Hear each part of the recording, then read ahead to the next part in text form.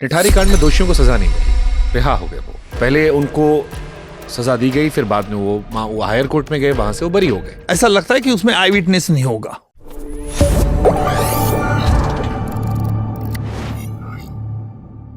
निठारी कांड, जैसे मैं फिर जिक्र कर दे रहा हूं, हल्का सा छू के मैं निकल जाऊंगा। निठारी कांड में दोषियों को सजा नहीं मिली, रिहा हो गए वो। सबूत नहीं होंगे, नहीं हुए। सबूत काम इकट्ठा करना पुलिसों का काम रहता है। नहीं, सबूत दलील सारी चीजें मिला के पहले उनको सजा दी गई, फिर बाद में वो हायर कोर्ट में गए, वहां से वो बरी हो गए और सब फ्री हो गए। और यही बच्चों वाला केस था, छोटे छोटे बच्चों को मार देना। नहीं, देखिए, मैंने कहा कि मुझे पता नहीं उस केस के फैक्ट्स के बारे में, लेकिन जहां आप निठारी केस का जिक्र कर रहे हैं, ऐसा लगता है कि उसमें आई विटनेस नहीं होगा। अगर आई विटनेस नहीं है तो चेन ऑफ सर्कमस्टेंसेस जो है वो कनेक्ट करना पड़ता है, और कनेक्ट करने का काम पुलिस ऑफिसर को सबूत ढूंढना पड़ता है।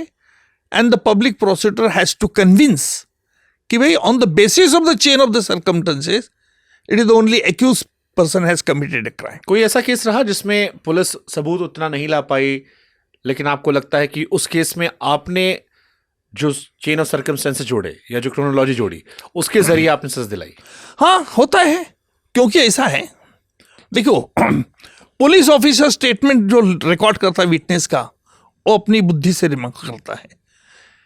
He interrogates the witness so far as the crime is concern. Public prosecutor वैसा नहीं है। एक उदाहरण आपको देता हूं कि एक विटनेस ने पुलिस ऑफिसर को कहा कि रात को मुझे जाग गई, नींद खुल गई, और मैं बाहर आया तो मुझे देखा कि आरोपी लोग मार रहे थे तलवार से। कितने बजे की घटना है ये रात के 1:30 बजे की घटना है, और उसने आरोपी को, अभियुक्त को पहचाना।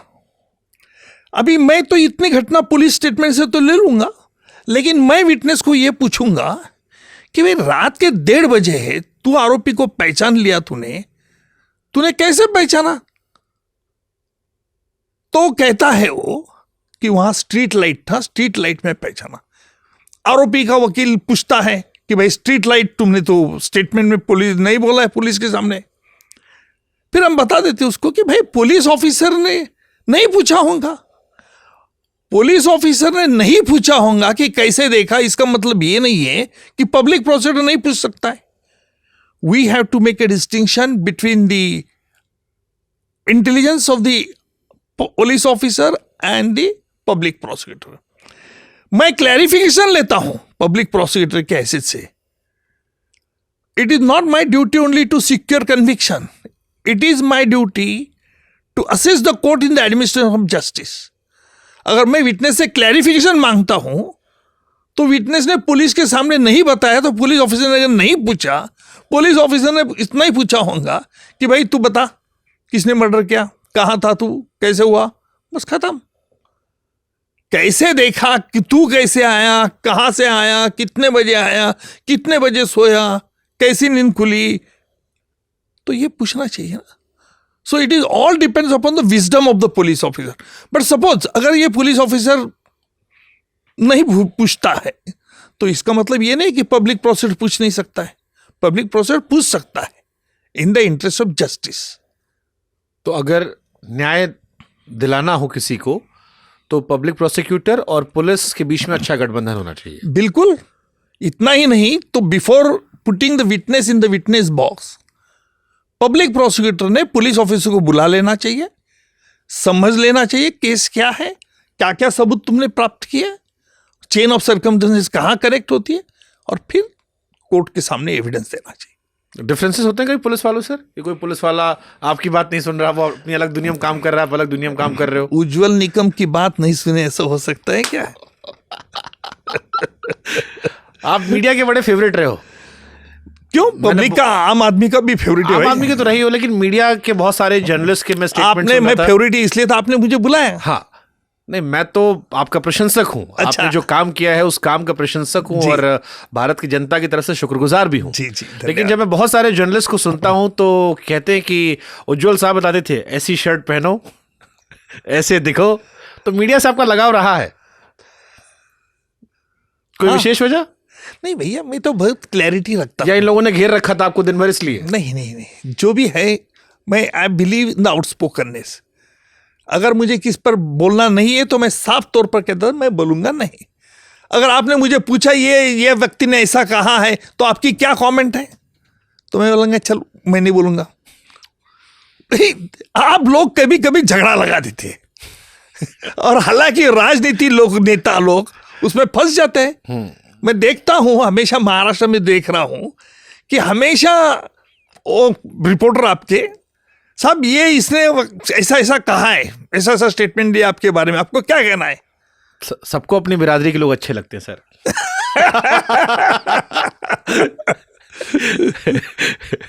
मतलब जो आदमी बोल रहा है उसको शिकायत नहीं कर रहे, जो पूछ रहा है उस पर शिकायत कर दे रहे हैं। नहीं, मैं शिकायत नहीं करता हूं। मैं समझ गया सर। मैं आजकल काफी लोग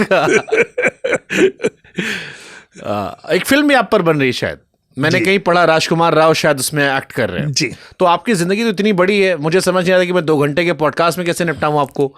मैं समझ नहीं पा रहा हूँ 1.5 घंटे की पिक्चर में कैसे वो निपटाएंगे। क्या उस फिल्म का थोड़ा कुछ बताइए ना, उसमें किन किन प्लॉट्स को आप लोग चुन रहे हैं? देखिए, उसके बारे में मुझे जानकारी नहीं। आपसे बात हुई? बात तो हुई थी, उन्होंने मुझे राइट्स मांगे थे। मैंने बोला क्या किस तरह से दिखाने वाले हैं आप? मतलब बोले ठीक है, बोले हमने कहा ठीक है दिखाइए। तो आपने चेक देख के कहा कि ठीक है बाकी देख लो तुम लोग? नहीं, देख लो, ऐसा कैसे होगा? फिल्म तो बन रही है, बात सही है। हाँ, कोई नहीं, जो कुछ पर्टिकुलर सब्जेक्ट्स आपको पता है कि इन सब्जेक्ट से बात होने वाली है? नहीं, टोटल उन्होंने बायोपिक कहा है मुझे, बायोपिक कहा है, पर एग्जैक्टली वो कितने केसेस लेने, मुझे लगता है कि एक ही केस लेंगे, थोड़ा फार बाकी के दिखा देंगे। कैसे आया मैं जलगांव, एक छोटा प्लेस, 93 से मैं मुंबई आया, वहाँ बम्बई में मुझे कुछ मालूमात नहीं थी, तो that was my first appearance in 93 Bombay bomb blast case. Earlier मैं जलगांव में प्रैक्टिस करता था। बॉम्बे बम ब्लास्ट केस कैसे मिला आपको? ये सवाल देखिए कई लोगों ने मुझे पूछा था। मैं बिल्कुल कहूंगा कि उस वक्त joint commissioner of police MN Singh थे और सतीश साहनी CID के इंचार्ज थे। मुझे जलगांव के SP का फोन आया, मैं जलगांव में रहता था। 12 मार्च 1993। हाँ, 12 मार्च 93 में नहीं फोन आया मुझे आया मई या जून में फोन आया, मई में। अच्छा, घटना 12 मार्च 1912 जगह थी।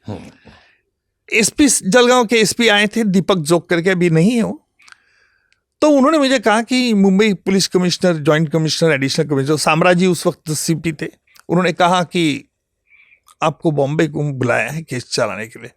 मैंने कहा मुंबई मैं कैसे आऊँगा भाई, मैं तो जलगांव भी इतना, और बॉम्बे छोड़ के मैं क्यों? नहीं आप जाके देख के आइए, क्या बोलते हो क्या।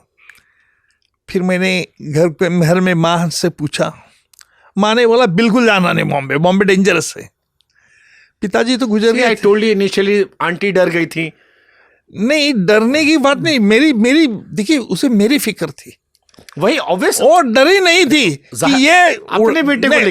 उनको मालूम था कि मेरा जन्म हनुमान जयंती का है, मैं कुछ भी स्टेटमेंट कर दूंगा तो शायद वो बोला कि ये इसकी जान पे आ जाएगी, इसलिए वो कह रही थी। So she was scared about my nature, I know. So she was also scared.